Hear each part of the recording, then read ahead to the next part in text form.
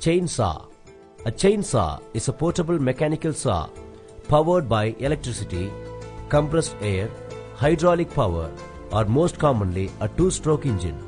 It is used in activities such as tree felling, limbing, bucking, pruning, by tree surgeons to fell trees and remove branches and foliage, to fell snags and assist in cutting fire breaks in wildland fire suppression, and to harvest firewood.